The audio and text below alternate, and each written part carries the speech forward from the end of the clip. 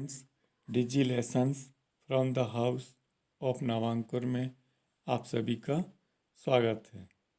बच्चों, आज हम विषय सामाजिक विज्ञान की पाठ 26 बाल अधिकार एवं मानव अधिकार भाग 2 के बारे में पढ़ेंगे।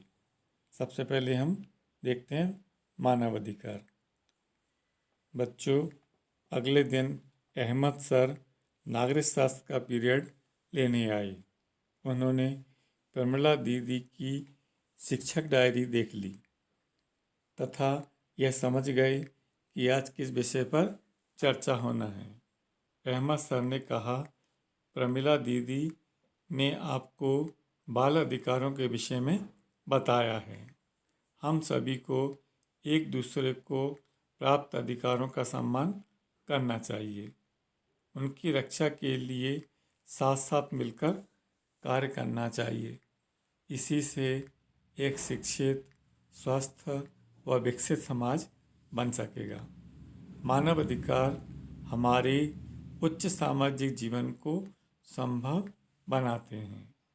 बच्चों, संयुक्त राष्ट्र जाति, लिंग, भाषा या धर्म का भेदभाव किए बिना समस्त लोगों के लिए मानव अधिकारों तथा आधारभूत स्वतंत्रताओं के विश्वव्यापी सम्मान तथा उनके पालन को बढ़ावा देता है।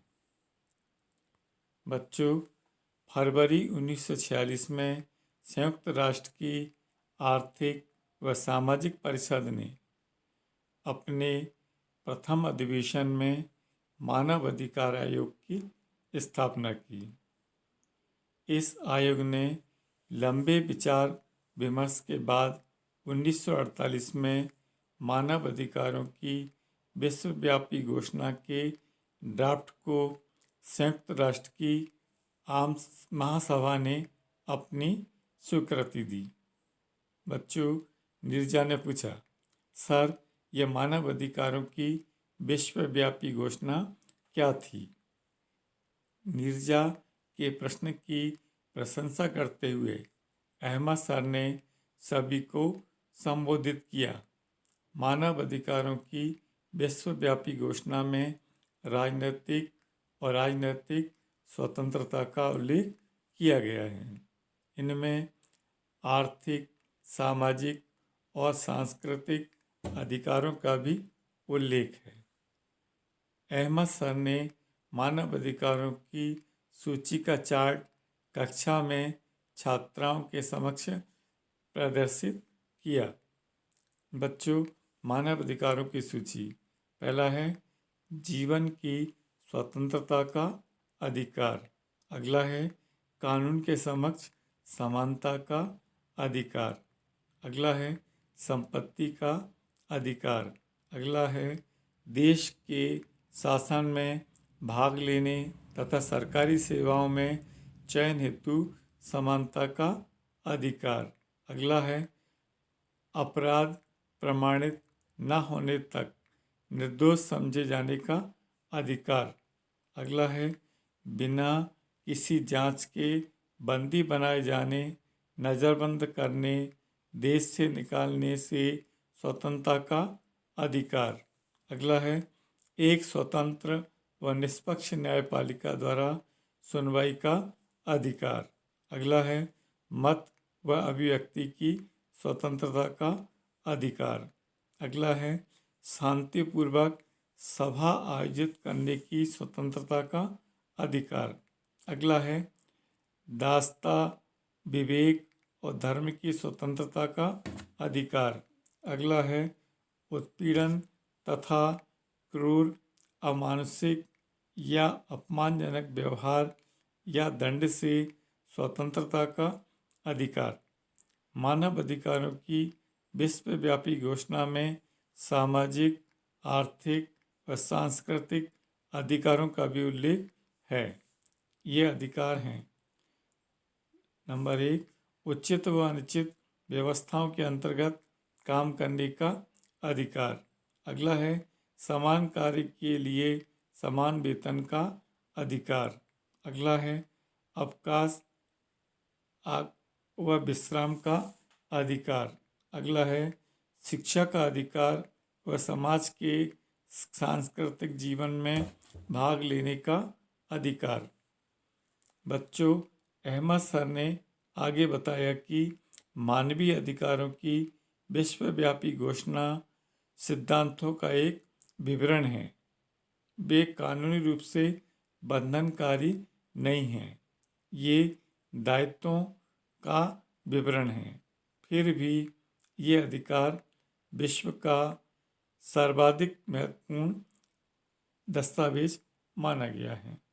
शकीला का प्रश्न था, ये मानव अधिकार समाज के लिए कितने उपयोगी हैं?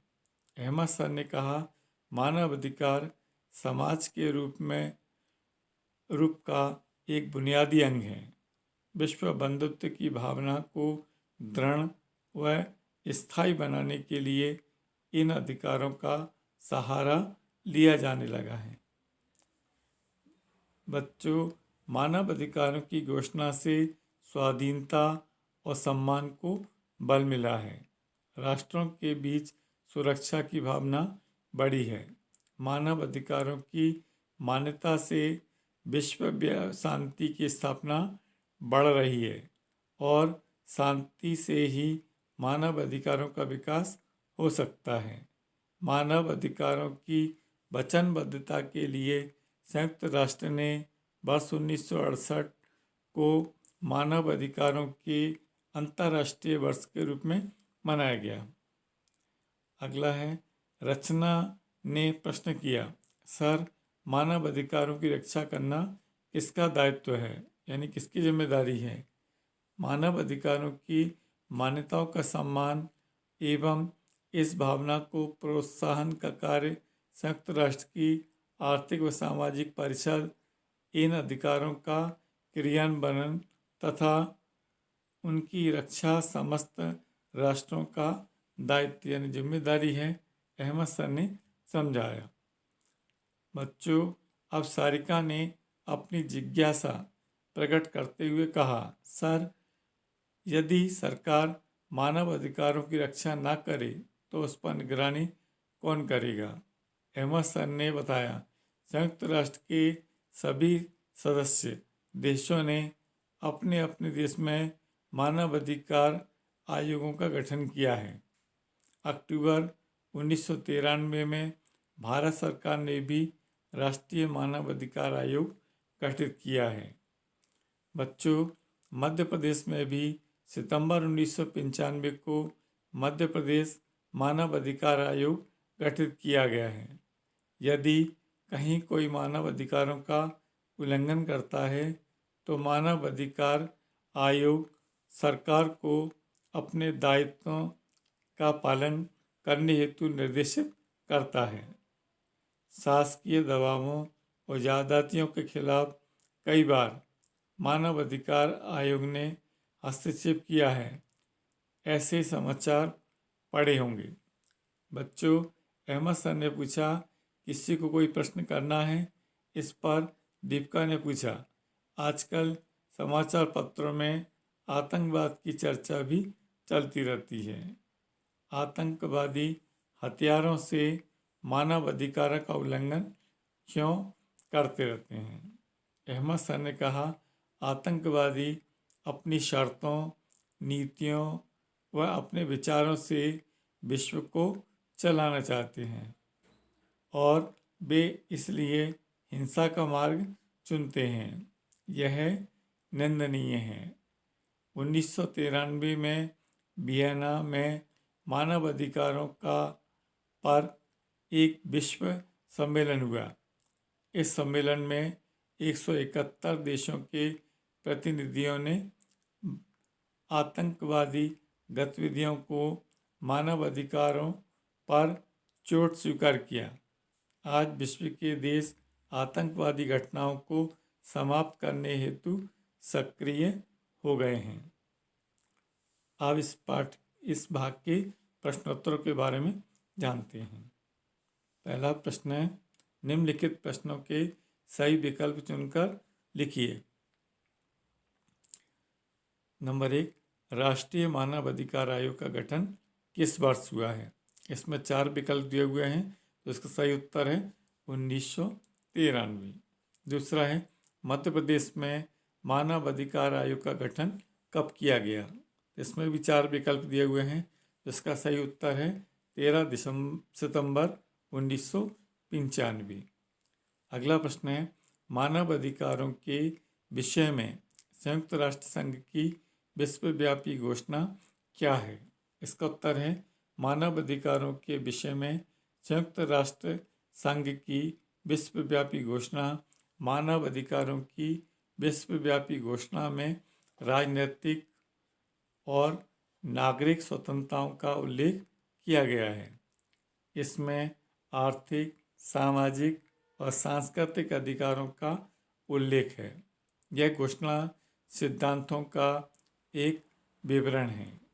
वे कानूनी रूप से बंधनकारी नहीं हैं। ये दायित्वों का विवरण है। फिर भी ये अधिकार विश्व का सर्वाधिक महत्वपूर्ण दस्तावेज माना गया है। अगला प्रश्न है, मानव अधिकार समाज के लिए कितने उपयोगी हैं? इसका उत्तर है, मानव अधिकार समाज के स्वरूप का एक बुनियादी अंग है। विश्व बंधुत्व की भावना को दृढ़ व स्थायी बनाने के लिए इन अधिकारों का सहारा लिया जाने लगा है। मानव अधिकारों की घोषणा से स्वाधीनता और समानता सम्मान को बल मिला है। राष्ट्रों के बीच सुरक्षा की भावना बढ़ी है तथा विश्व शांति की संभावना बढ़ी है। अगला प्रश्न है, मानव अधिकारों का अंतर्राष्ट्रीय मानव अधिकार वर्ष किस वर्ष में मनाया गया? इसका उत्तर है, मानव अधिकारों का अंतर्राष्ट्रीय मानव अधिकार वर्ष संयुक्त राष्ट्र संघ ने 1968 में मनाया। अगला पॉइंट है, यदि सरकार मानव अधिकारों की रक्षा नहीं करे तो उस पर निगरानी कौन करता है? इसका उत्तर है, यदि सरकार मानव अधिकारों की रक्षा नहीं करे तो मानव अधिकार आयोग उस पर निगरानी करता है। वह सरकार को अपने दायित्वों का पालन करने हेतु निर्देशित करता है। अगला प्रश्न है, आतंकवाद द्वारा मानव अधिकारों का उल्लंघन कैसे होता है? इसका उत्तर है, आतंकवादी अपनी शर्तों, नीतियों व अपने विचारों से विश्व को चलाना चाहते हैं और वे इसके लिए हिंसा का मार्ग चुनते हैं। हिंसा का मार्ग चुनना मानव अधिकारों का उल्लंघन है। अगला है, मानव अधिकारों की सूची बनाओ। इन अधिकारों की भावना को प्रोत्साहन देने के लिए कौन सी परिषद कार्य करती है? इसका उत्तर देखो, मनुष्यों को निम्नलिखित मानव अधिकार प्राप्त हैं। पहला है, जीवन की स्वतंत्रता का अधिकार। दूसरा है, समानता का अधिकार। तीसरा है, संपत्ति का अधिकार। चौथा है, देश के शासन में भाग लेने तथा सरकारी योजनाओं में चयन हेतु समानता का अधिकार। पांचवा पॉइंट है, अपराध प्रमाणित न होने तक निर्दोष समझे जाने का अधिकार। अगला पॉइंट है, बिना किसी जांच के बंदी बनाए जाने, नज़रबंद करने, देश से निकालने से स्वतंत्रता का अधिकार। अगला है, स्वस्थ, स्वतंत्र एवं निष्पक्ष न्यायपालिका द्वारा सुनवाई का अधिकार। अगला है, मत व अभिव्यक्ति की स्वतंत्रता का अधिकार। अगला है, शांतिपूर्वक सभा आयोजित करने का अधिकार। अगला है, दासता, विवेक और धर्म की स्वतंत्रता का अधिकार। अगला है, उत्पीड़न तथा क्रूर, अमानुषिक या अपमानजनक व्यवहार व दंड से स्वतंत्रता का अधिकार। अगला है, उचित व अनुकूल व्यवस्थाओं के अंतर्गत काम करने का अधिकार। अगला है समान कार्य के लिए समान वेतन का अधिकार। अगला है अवकाश व विश्राम का अधिकार। अगला है शिक्षा का अधिकार व समाज के सांस्कृतिक जीवन में भाग लेने का अधिकार। इन अधिकारों की भावनाओं को प्रोत्साहन देने के लिए संयुक्त राष्ट्र संघ की आर्थिक व सामाजिक परिषद कार्य करती है। अगला प्रश्न है मानव अधिकार आयोग पर टिप्पणी लिखिए। इसका उत्तर है मानव अधिकारों की रक्षा के लिए फरवरी 1946 में संयुक्त राष्ट्र संघ की आर्थिक व सामाजिक परिषद ने मानव अधिकार आयोग की स्थापना की। मानव अधिकारों का क्रियान्वयन तथा उनकी रक्षा समस्त राष्ट्रों का दायित्व है। संयुक्त राष्ट्र संघ के सभी देशों ने अपने अपने देश में मानव अधिकार आयोग का गठन किया है। अक्टूबर 1993 में भारत ने भी राष्ट्रीय मानव अधिकार आयोग गठित किया है। यदि कहीं कोई मानव अधिकारों का उल्लंघन होता है तो मानव अधिकार आयोग सरकार को अपने दायित्वों का पालन करने हेतु निर्देशित करता है। शासकीय दबावों और ज्यादतियों के खिलाफ मानव अधिकार आयोग हस्तक्षेप कर सकता है। इसी के साथ अध्याय समाप्त हुआ। धन्यवाद।